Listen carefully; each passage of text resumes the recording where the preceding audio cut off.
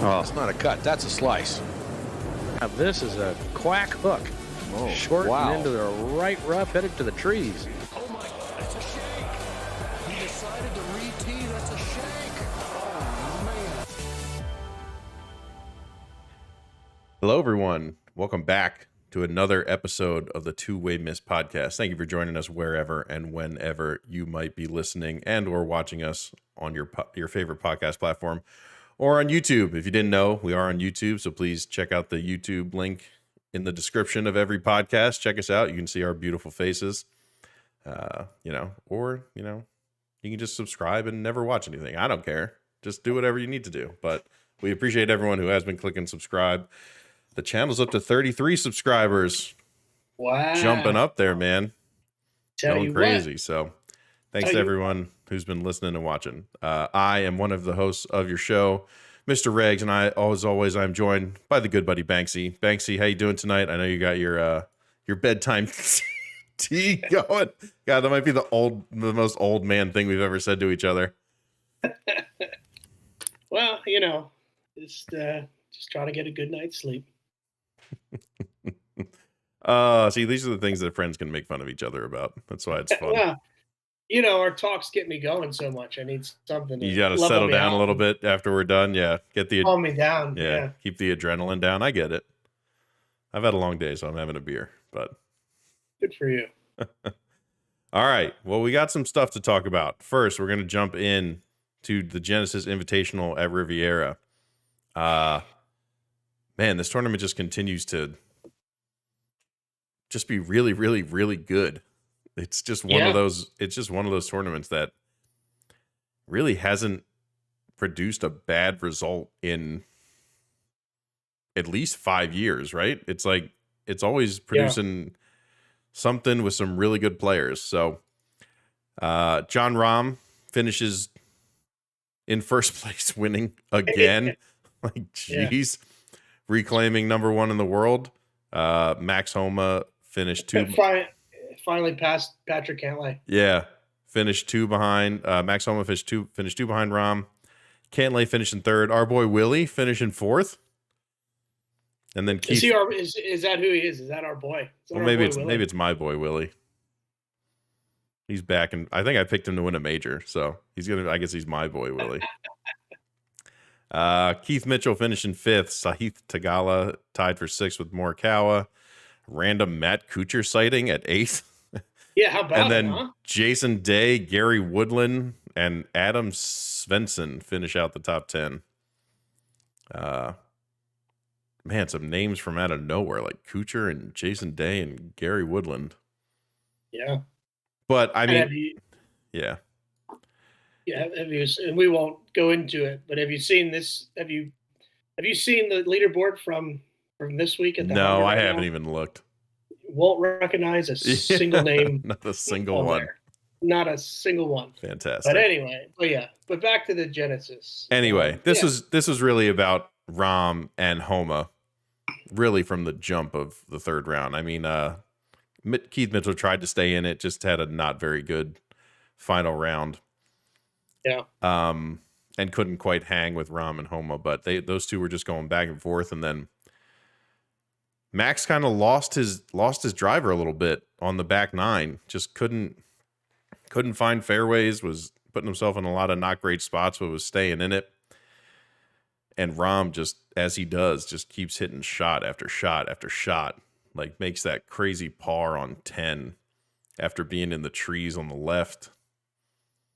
Hits that great shot on 16, I think, that par 3. Hits it to like 2 feet. Yeah. Just outlasts him, man. He's really good. He's really, really good.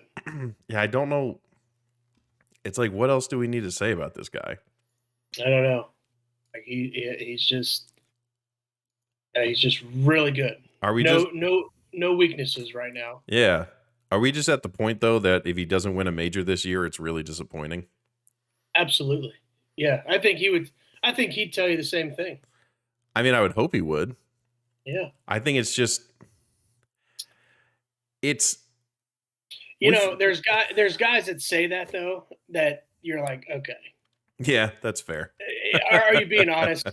Like, is it a bad year if you don't win a major? Yeah. No. But in the case of John Rahm, it's 100% true. Like if he doesn't win a major, I can almost guarantee you he would call it a lost season, a Yeah. disappointing season. I think he's just the epitome of the guys from this generation who there's a couple guys who are just all worldly at something. And there's a lot more guys who are just good to very good at everything. And Rahm is at the top of that list at very good at everything. Yeah. There's just not really a weakness. And he didn't putt it relatively well. I mean, compared to like strokes gained and things like that, right? He wasn't at the top of the list. But his driving ability, his iron play, and his short game, which a lot of people don't talk about, but it's absolutely world class. Yeah. Again, you don't need to hole a bunch of 30 footers if your irons are that good and your chipping's that good. But the guy's just on. He's just on one of those heaters, man. It's just, and I think most people would tell you this. And Scotty obviously validated himself by winning the Masters. But I think it feels a little different when somebody like Rahm does it, as opposed to Scotty kind of coming out of nowhere last year and winning so much. And obviously he got his major. But Rahm had this stretch going into the Ryder Cup, a few years ago. And then obviously got very tired from that and kind of lost it.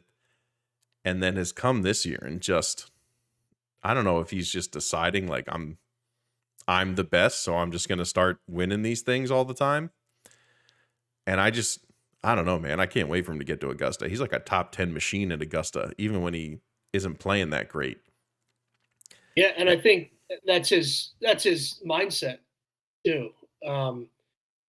He knows he's the best, and he thinks he's the best. And when you can back that up, it makes you believe it even more. I think he walks the walk, but he talks the talk, but he can walk the walk. I mean, he knows he's the best. Yeah. And I don't think in his mind anybody can beat him. Yeah. I mean, it's a very short list at this point of guys who could win this much, and we'll see it as a huge disappointment if he doesn't win a major. I mean, It's really like it's a handful. It's JT. Spieth obviously doesn't have the form right now, so I don't even know if you can count him in it. Like, it still would be DJ. Like, if we're honest about about just golf, the world of golf, like if DJ was on this kind of heater, you'd be like, he should win at least one major. Who else even is there? It's Rahm. And then after that, Rory, obviously. Yeah, I mean, I think Scheffler's. I mean, he's been playing well. I mean, you got to throw Scheffler in there. Yeah, maybe Morikawa, since he's already won 2. If he was on a heater like this, you kind of would have that expectation. Yeah, I think Morikawa's putting gets in his head. That's just going to be the toughest. That goes back to the Tournament of Champions with Morikawa, where he cruised for three and a half rounds, and he looked like he had the putter completely figured out, and the short game. And then all of a sudden, it starts to waver. One chunky chip, right? Yeah, and so I think with Morikawa being young, relatively young still, and striving for that perfection, and to have something that you're not good at, and then have it work so well, and then all of a sudden stop working, like that's a head. I mean, that's a blow. Yeah. But he certainly could be there. I mean, he's got everything else. He's just got to hold the putter together for for 4 rounds and trust in the new techniques that he's been taught. Yeah, I So mean, so we'll see. I mean, he's a nice player. I like him more and more as a player. yeah, I just keep thinking how we try and put Rahm into context of sort of this generation of golfers. He's like, when you really have to sit back and think about it. I don't know, man. Like he's in the top, what, 7 guys that we've probably seen in sort of this generation of golfers. Yeah, and I think we're all sort of still wondering when when his really big year is going to happen, you know? Like, and I think Right, we're and then- considering that 2 majors. 2 majors and a FedEx Cup. Yeah. Like I'd love to see what his goal sheet is. Yeah. You know, I mean, that to me, like, that would be a huge breakout season for him, because we talk about it all the time on the show is consistency, and Right. he has probably been one of the most consistent guys that we've had these last multiple seasons. But yeah, like, when is he going to have that big time season? And I mean, like, Christ, Morikawa I- won 2 in a year, right? Like, we're talking Yeah. about a guy who's Morikawa's 4 years old. Yeah, I think a an absolute Rahm triumph would be 2 majors and a FedEx Cup. And you remember the year that he won his major and a bunch of other tournaments. He didn't even get Player of the Year that year. Oh yeah, that's right. Cantlay got that it was right. when Cantlay. So Yeah. I don't know if Rahm carries any of that like a chip on his shoulder, but yeah, I mean, I think two majors and a FedEx Cup, and it's a Ryder Cup year. Oh Right? well, yeah. I mean, Yeah, it's a Ryder Cup year. So, it's him and Rory at the top of that list for Team Europe at this point. Yeah. So who knows, man? Sky's the limit for Rahm right now, because he just looks freaking good. Yeah.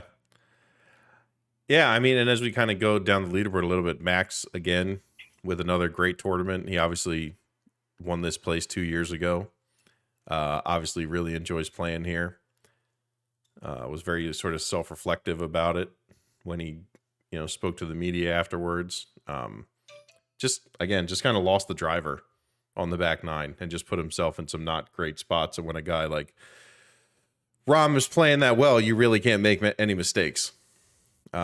He certainly didn't hand Rahm the tournament by any means. Like, they were certainly back and forth that whole back 9, but just kind of lost it a little bit. But he's learning how to win, man. He's learning how to keep himself in these tournaments with the best players in the world. Yeah.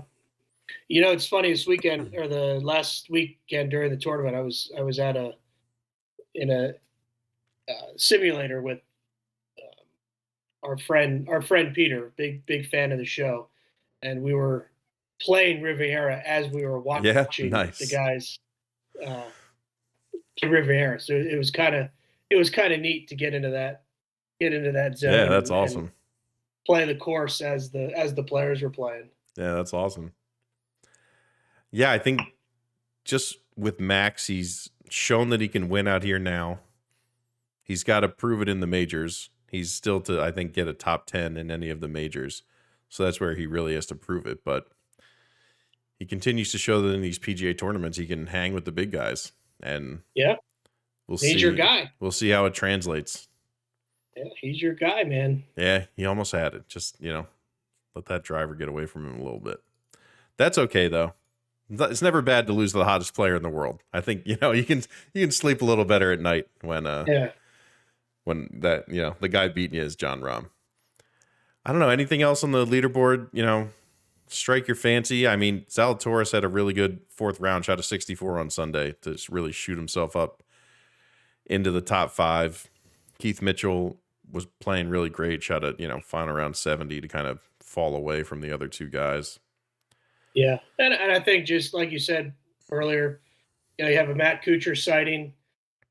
Jason Day shoots 65 on Sunday. You see Jason Day sighting, Gary Woodland sighting. Yeah, I mean, who knows? Maybe we'll see some familiar names back on leaderboards this coming season. I don't know. I don't know how much I need to see Matt Kuchar on a leaderboard, to be quite Well, honest. I mean, okay. If we're in the trust tree here, I don't know. I don't know if Sorry, Kuchar Matt. gets my engine going. I need a little bit more juice out of the guys in my top 10, I think. Sorry, Matt. I tried. You did. I mean, look, if you're a big fan, good for you, but it doesn't quite do it for me if Matt Kuchar's the one I'm watching in a final group. I don't know. Maybe it's just me. Maybe that, if you're a huge Kuchar fan, let us know. I'm just looking down the leaderboard a little bit here. JT finishes tied for 20th. Yeah. Great. Finau, Fleetwood, all tied for 20th. Yeah, Rory, when did he had a tough tied for day. 29th. Yeah, shot 73-71 over the weekend. Not very good. Yeah, it's not going to get it done. Ricky with a top 20. I don't care. All right, should we talk about the real person we're here to talk about? I think it's about time. You think it's about time? All right. Yeah. So we've Mr. Tiger Woods goes 69-74, 67-73 in 4 rounds. Makes the cut again. Again, just ridiculous that keeps happening. Makes the cut. What were your overall thoughts on him? How he looked, the shots he was hitting? Like, give us your thoughts on watching him. And he's swinging the hell out of the golf club. I mean, that's awesome to see. I mean, he's taking a rip at the ball. Yeah. And it's now I know, this course you can get a lot of roll out of the golf ball. But still, I mean, his swing speed, the power, it's there.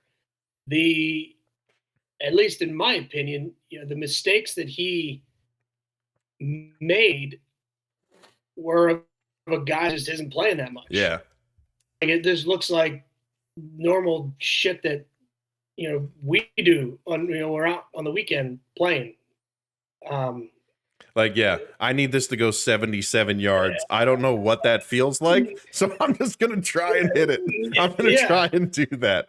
Yeah, it to me it just looked like somebody that hasn't played all that much. And the first round was so electrifying. Yeah. And awesome. But then when you play in the afternoon like that, you got to come right back again that next morning. Yeah, that was tough. And I just don't know what his turnaround ability it's not good. is going to be, where are we going to have these great first rounds followed by an even par or couple over? Yeah, it's just gonna depend on round. It's just gonna depend on the timing draw. Because then look, he plays early and then plays on Saturday and shoots 67, like 2 better than he shot on Thursday. Right. So with a proper amount of time and all that, he obviously got his body to a point that he could. Yeah, and it was cold. Like it's still. I mean, it was cold. Yeah. Friday morning. Mm-hmm. We're not quite in the season yet. And he walked 16 holes of the Pro-Am. Right. Which again, can someone give the man a cart for the Pro-Am maybe? Yeah, what's up? He's the host of the damn tournament. Can we just get him a cart for the Pro-Am? The people playing with him are still going to be happy he's there. Like, just can we just give him a cart for that one maybe? So he just looked good. It just you don't know what's going on behind the scenes as far as how much is he practicing? When are we gonna see him again before. I think we'll see him one more time before the Masters. I really think my bet is he plays the Arnold Palmer. Interesting. Just because he's won there 8 times, he's familiar with the golf course. I say he plays the Arnold Palmer, and then we don't see him until the Masters. Yeah. But no, I mean he looked good. It's nice to see him swing the way he was swinging. Not necessarily, some of the shots obviously weren't what he was looking for, but just nothing looks like it hurts when he's swinging the golf club, which is great. Like he's taking full on rips with the driver. He hit some great iron shots. Yeah, you just never know. You never know with the guy. Yeah, right. I think is obviously the feel shots weren't there. The feel shots and the sort of ability to read greens, which is something he's been the best at for a very long time. He's never won on that course either. Right. Right. He's never won on that golf course. Which is crazy. Yeah.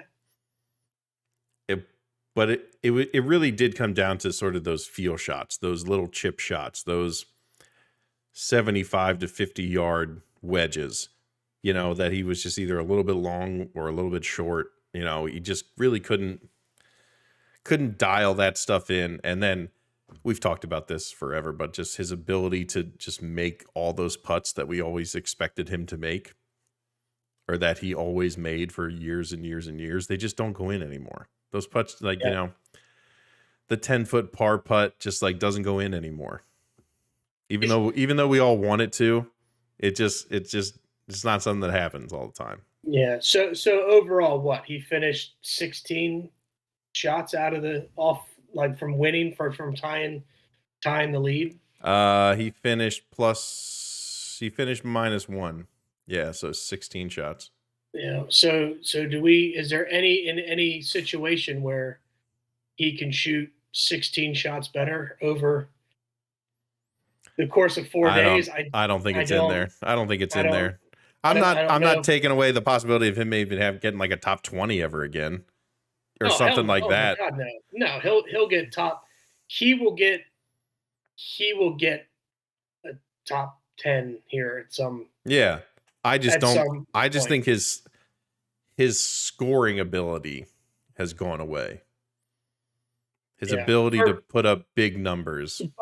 But I think that's more due to just not being able to practice. Well, yeah, and also not being in these tournament environments and not playing, right. And that'll be another thing to see if the guy's only playing, 5 or 6 tournaments a year. Let's say he does get in that Sunday situation or gets in the mix on a Saturday.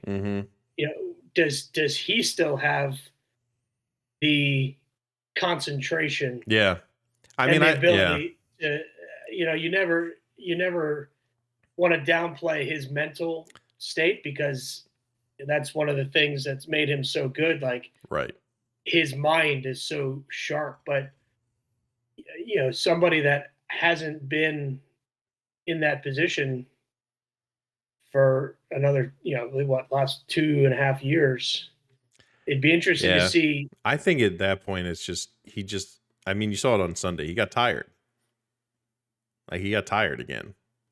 It's just, if he ever was going to be in that final round of a tournament or a major, maybe that helps because he'd be going out so late in the afternoon on a Sunday that maybe he would have sort of the maximum rest possible. But he's still a guy who has a fused back, a robot left leg, and is 47 years old? Yeah. All those things don't equate to being pretty spry after walking 7, 8, 9, 10 miles and being on a golf course for 5.5 hours. Yeah. And the stress, of just being in the tournament in general. It just doesn't add up to him. It just doesn't add up to him scoring a ton. When we go back to 2019 and we think about it, he won that because he just like, he sort of like parred out. Like he let everyone around him make the mistakes. Again, it was Yeah, I still mean, 12, 13 yeah, under that, that won it. So he obviously got up there. He made, yeah, some birdies on 15, I think. yeah, 16, he and had that great birdie, almost hold it on 16. yeah. I don't 17 know. had that great drive. Like, but again, that was almost 4 years ago. Yeah, I just, yeah, I don't know. It's just, it's hard to completely close the door because you get him on golf course that he knows. Yeah, I don't know. I'm not closing the door yet. No, I'm with you. Again, I I'm not like closing the door yet. a top 10 wouldn't surprise me. A win would shock the hell out of me in anything. A, a In win would be, anything. yeah. I just don't know if he's got that juice left on these courses. Again, Right. get me a Champions Tour like tournament. I'm all in. He's going to win Yeah. every single one. Every single one that he steps on the course. He's going to win. Like, I'm all in. But I don't know. I just don't see it. I don't know. I don't see it. And again, we talked about this last episode when we talked about him actually playing in the tournament. If he actually wins another tournament, forget a major. If he wins a tournament, it'll be the most unbelievable thing that's ever happened, possibly in sports. Sure. So, Sure. but listen, the guy made the cut again at a golf course he's never won at. Shot 67 on Saturday. And could have been, right up there in the top 15, top 10 of the leaderboard. But his first tournament in a very long time and, got a little tired on Sunday. But great to see him out there. And like you said, he's swinging the hell out of that driver. And you wonder, too, how he's actually feeling. Something like that, getting back, playing 4 rounds, crushing the golf ball, hearing the fans. It's like, does that make you want to play? Like, you know what? Sign me up for next week. I'm in. Or is he like, man, I'm tired. Let's get out of here. I think he's limping home. You think it's going, I'm like, so tired right now. Okay. And everything hurts. Yeah.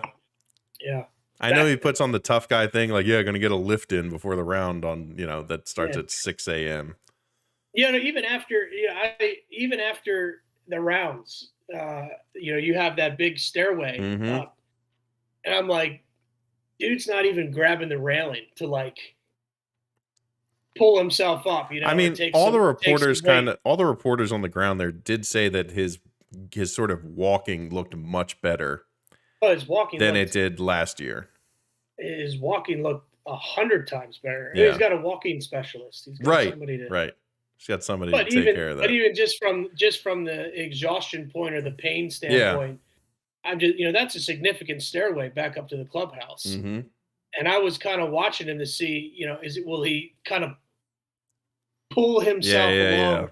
And he didn't. Like he went, no hands. So yeah, I mean, we could talk another 3 hours on Tiger. Are you thinking he's playing before the Masters? I'm going to say no. You're going to say no? I'm going to say no. Okay. And I'm going to say we're going to see him at the Arnold Palmer. Yeah, I don't think it's out of the realm of possibilities, but I'm going to go with no. Okay. But we'll see what happens. We'll obviously be here to talk about it when he makes his next late night Twitter announcement that he's playing somewhere. Well, that was the big tournament. Like you said, the Honda's going on right now. We wouldn't know anyone on the leaderboard, so nobody cares. Yeah. No. We're going to jump into the Netflix show. You were able to watch a couple more episodes. I got through the rest of the season. We know you watched the first one on the last pod that we did. So what were your thoughts on the next couple that you got through? Anything stick out to you? Yeah, not really. I think I said it last. Like I didn't know what to expect. I didn't think it was nearly as in depth as I thought it was going to be. So I think I had to kind of pull back my Yeah. expectations Yep. maybe a little bit. No, I'm with just- you completely. It just wasn't like I don't know. It just wasn't anything like earth shattering Yeah. for me. You know, the unexpected, I think, was I came out of that liking Brooks Koepka even less Yep. Yep. and liking Ian Poulter more. Oh, okay. Interesting. And if you would have told me that was going to happen in the beginning, I don't know if I would have said no way. But So what made you like Ian Poulter more? Because that's incredible. I don't know. He's just kind of like he's just, you know, I think he, I don't know. I don't know. He just didn't bother me nearly as much as I That's incredible. think I used to. And it's like he was kind of a douchebag Yeah. back in the day, but it was almost like, you know, strategic, right? He kind of, and then, you know, just it's funny his interaction with his family in the show and his kids, you know, give him shit for, you know, what he used to wear and yeah, I didn't mind Ian Poulter at all. Fascinating. What about the Brooks stuff? He just, whatever. Brooks is. I told you. He's such a tool. That is like the classic guy that just thinks he is way cooler. Yeah. And way more important. Yeah. Than he is. And then all of a sudden he's trying to be vulnerable by talking about how he lost his confidence and yeah, and let's like talk about our feelings and yeah, shit right. about, you know, and you know, what's her face just randomly. Oh my God. I told you, right? Yeah. Like randomly inserting herself into the show. Oh my gosh. You know, it just like that whole and basically, you know, Koepka loses his confidence. So instead of working to get back to that peak, which is what all he talks about, all he would talk about is, I want to be the best. And all I care about, I don't give a shit about these other tournaments. None of you think I'm good. I've won all these tournaments. None of you still think I'm the favorite. And I just, you know, I just want to win majors and that's what I'm going to do. And then as soon as like you stop winning majors and you get a little bit hurt, like, oh yeah, okay, well now I'm just going to take the money and play meaningless golf. So that everything I've been preaching for the last 4 years just right out the window. Doesn't mean anything. Yeah, exactly. Like I'm not going to work to get back to where I was. Yeah. And I'm like, I'm sitting there thinking too, like, you know, Brooks, maybe you just weren't that good to begin with. Like, I mean, he was really good. Like dude. No, hold on. He caught lightning in a bottle. Like he was good there for those years, but then his drop off was catastrophic. And I think, you know, instead of working his way back, it was just, okay, let's just take the money and just play these bullshit tournaments. And it just is what it is. That's where I think there's a difference in a guy like Poulter taking the money. You're almost like, that makes sense. Who else is going to pay that guy that much money? He's not going to win it on the PGA Tour anymore. He can barely keep his card. Right. Like he was having trouble. I mean, he's been out here doing this for 20 years. He's right. He's at the point where he could hardly keep his card. Like a Pat Perez. Yeah. Same situation. But when you have guys like Koepka and Dustin Johnson who are Cam Smith failing in the peaks of their careers. Yeah. Even like a Joaquin Neiman, right? A guy who was starting to win tournaments, won the Genesis last year. Yeah. Literally won the Genesis a year ago. You know, but it, you know, it still goes back to, and it's just people say, I don't know, if you could do the same job you're doing, less days a week, and get paid triple the salary that you're but getting. Like, yeah, but yes, Yeah. But those guys are already in that next stratosphere of wealth and luxury living. It's not like I don't even think it's about that. I think it's your professional athletes. right. There's a that's difference your- between me working my corporate job yeah, and taking triple the amount of money to do the same job. Like, yeah, no duh, I'm going to go do that. You're professional athletes who are supposed to be driven by competition. right, and playing the best. You've gotten to this not like 0.01% of athletes in this sport because of your work ethic and your competitive mindset and the ability for you to say, no, I am better than all these guys and I'm going to go prove it. Like, that's how you've gotten to this level. Like, so yeah, of course, Donji can say that, but like, yeah, in corporate America, like, of course that makes sense. You're a professional athlete. There's a difference. Yeah, well said. Well said. Like, there's a difference, and I'm not saying like we've seen guys move from competitive teams to non-competitive teams to take a lot more money. But in most cases, that hasn't stopped them from being competitive and trying to be the number one player in their sport. And they're still competing against the same best. competition. Right. These guys took the triple salary to play against worse competition in meaningless tournaments, not against the best players in the world. Yeah, on tape delay. So it's like, again, a lot of people have made this comparison. It's if Kevin Durant got an offer from the Chinese basketball league for 3 times his current salary and he went over there and played. Great, Kevin. You're a foot taller than all those guys. Like what are you doing over there? Yeah. It's essentially like you're playing against high schoolers. Like, congrats. And the difference is, I don't think any of those guys would do it. No. We haven't. We've never seen it happen.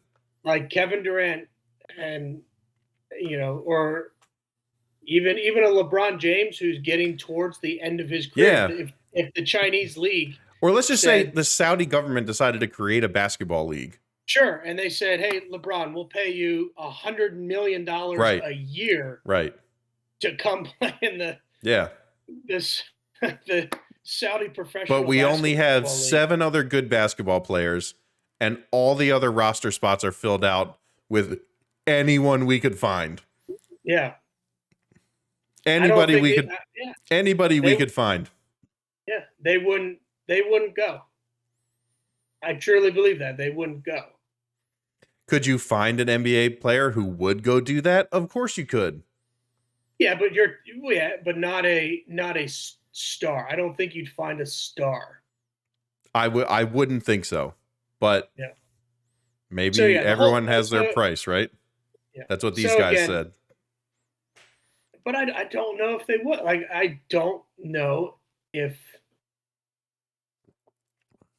Yeah, I don't know. But I mean, anyway, I just think that's the difference. And it just comes back to Liv's a joke. Yeah, it's a joke. It's a 3 rounds of golf. Yep. Looking forward to them on the CW next week. Yeah, and it's nobody cares. Yeah, nobody cares. CW doesn't care. Yeah, it's a on tape delay. Right, you're not even watching anything. Right. It's a joke. It's their exhibition matches, and nobody cares. Yep. Now they're going to be able to play in all the majors, but since they don't practice, I mean, for now, it's because they have exemptions. It's because they have exemptions. But those run out if you haven't won. Like, Cam Smith obviously has them for a while because he just won the Open. Right.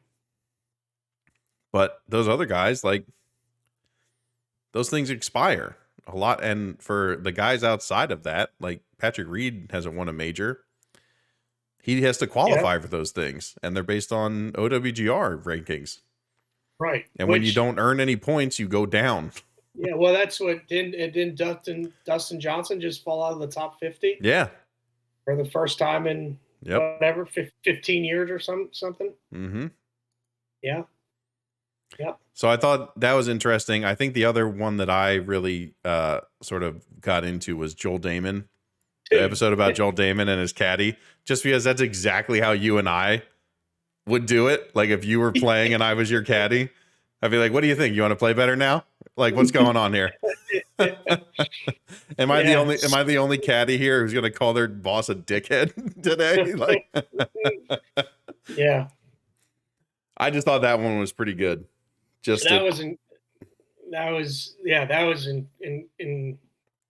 was pretty good. That one, like again, a lot of people don't know Joel Damon. They're especially not going to know who his caddy is.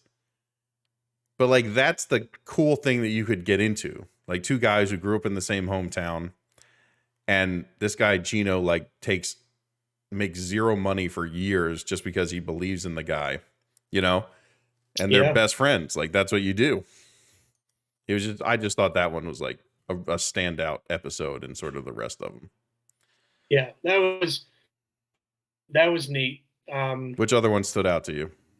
I don't know. Like it's that stuff. If you're any type of golf fan, you kind of know all that. Yeah. I mean, watching the first episode with Jordan and Justin Thomas, it's like, you guys. I mean, it's not like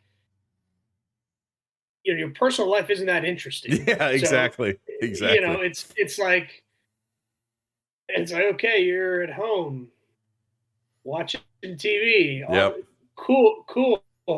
Yeah, you went to CVS for some allergy medicine. Awesome. Yeah, great. Yeah, you have itchy eyes, and a weird tan line on your forehead. Yeah, when you right. Take your hat off. Like, sweet. Yeah.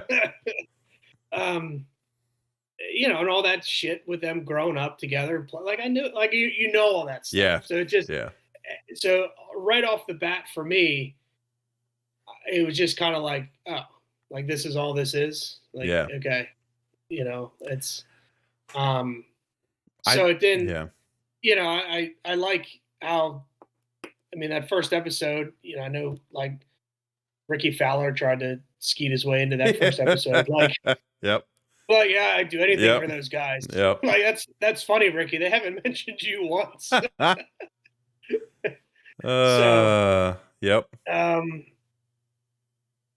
Yeah, and even Dustin Johnson's wasn't that interesting. Like, yeah, it really wasn't. It's just, him saying the same shit he always says. It's just like, golf, man. Yeah, just golfing, man. Like, it wasn't, like I want to show me some of Dustin Johnson's like parties. Let's follow him. Yeah, right. Give me something. Let's follow him out to the club or something. Like what's so. Or just follow Paulina around, maybe. Like, give us something. Yeah, and then every once in a while you just have those like ridiculous like subtitles, like when they say the word par. Right. It comes with par. Right. The expected score on. Oh, it was so bad. It was so bad. But just like random. Random. So I don't know. I probably need to watch it again because it's now that I've readjusted my. I just think it was meant for a very new to golf audience. Yeah, but does that get you into golf? Like, I don't know how it would. It's not golf? That interesting. Like it was kind of boring. Yeah, exactly. Again, but I think that's what it comes down to. Like the Formula One works so well because there's so many things to follow. Like each team has two drivers who are technically on the same team, but really they want to beat each other because the better driver gets the better stuff. Right. And then you have 14 teams, right, who are all fighting for all these different positions. And there's a million storylines and like people genuinely don't like each other. So it's like it's good when you can dive into that and like see the behind the scenes of like someone being like that mother, you know what I mean? Like genuine dislike of someone else. And that's why don't we have that? And like there's rivalry and all there's that no way stuff. yeah, and why don't we have that in the golf course? Like, Because you I know, think those those guys are just not that interesting. no, but I know there's no way those guys aren't talking shit behind each other's backs. Yeah. Like, I mean, I'm with let's you. let's hear that. Yeah. Like, That would certainly make it better. you know, Yeah. I mean, I'll be really interested. I'm sure they'll do a second season. I'm pretty sure they're already out there. The Netflix guys are already there, like this year, filming stuff. I'm with you though. I just don't know how. If someone wasn't that into golf and you showed them this, why would they be into it now? like who are these guys? Yeah, they'd be like, "That's cool, but like, I don't know what do you want me to do? I'm not going to sit down for 9 hours and Yeah, watch like, a golf tournament." Oh, I take Claritin too. Yeah, Sweet. yeah. I've been to that CVS. Yeah, the pollen's pretty bad for you Yeah, now. man. Did you see the index today? Oof. Crazy. Crazy stuff. Oh man, golfers are just the most boring, idiotic people. Yeah, it's so. I was just hoping for a little more Juice. Like, Yeah. Yeah, like, who do these guys think is the most How about you like, overrated player? yeah, Or like talk about Liv and then say, "Oh, what do you think about Patrick Reed?" Like, let's get into it. Yeah, like, let's just, let's do this. If we're Yeah. gonna do it, let's do this. Yeah. Like, Yeah, exactly. tell me why you can't stand playing Right. with or against Patrick Reed, or tell me who the most hated golfer on tour is, or tell me, like, how often do you see tour players like cheat or it's just anything, Right. Right. something. Yeah. So we'll see Maybe how the next next season goes. Yeah, I think it's worth watching for like our listeners out there. I say give it a shot. Let us know what you think. Maybe you see something that maybe we miss. Yeah, I'll watch it. I'll watch it again There just you for go. research purposes. I like that. But All right. Well, I think we covered it all, buddy. I think we did. I think we got to it all. Let's be honest, people. Unless something crazy happens, we're probably not going to come back next week and talk to you about the Honda. There are some good tournaments coming up, so we will certainly be on to preview some of those. What's after the Honda? Hold on. PGA Tour schedule.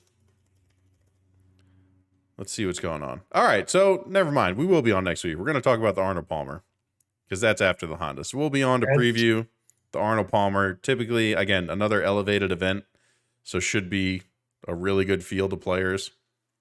That's kind of the whole point of these things. So we'll be on to talk about and make some predictions. And which it should be. All those guys need to pay homage and respect Mr. Palmer. They all should be there. Mm-hmm. I got a little pissy these last couple of years. You did. When these guys weren't showing up to play. Because that dude, other than Tiger, that dude is getting your paychecks signed. That's right. Everybody should be there paying homage, and out of respect for Mr. Palmer, they should be at that golf tournament. Yep. Including Tiger Woods. That's right. So, yeah, that's right. We'll be able to talk about that. So, we will see you next week for a preview of the Arnold Palmer. We'll get into it. We'll make some predictions, see if anything else live-related happens. So, check us out next week. If you haven't, as always, subscribed wherever you get your podcast, Google, Amazon, Spotify, Apple, anywhere you get your podcast, we are there. Just search up the Two-Way Miss. As I said, we are on YouTube. In every podcast description, you'll see a link to the YouTube video. Check us out on YouTube. You can see our beautiful faces. Subscribe to the YouTube channel so you don't miss a video. Thank you to everyone that already subscribes and already listens. We really appreciate you guys. We're on Instagram at BNB Podcast. Mr. Fairbanks is on Instagram at FairbanksC23. You can follow me on Twitter at Big Regz with the Z, and you can follow the show on Twitter at The Two-Way Miss. We hope you all have a wonderful day, night, afternoon, evening, wherever you might be. Thanks for tuning in, and we will catch you next week. See you, everybody. Swing hard, everyone. Oh, it's not a cut. That's a slice. Now this is a quack hook. Oh, Short wow. and into the right rough, headed to the trees. Oh my God, it's a shake. He decided to re-tee. That's a shake.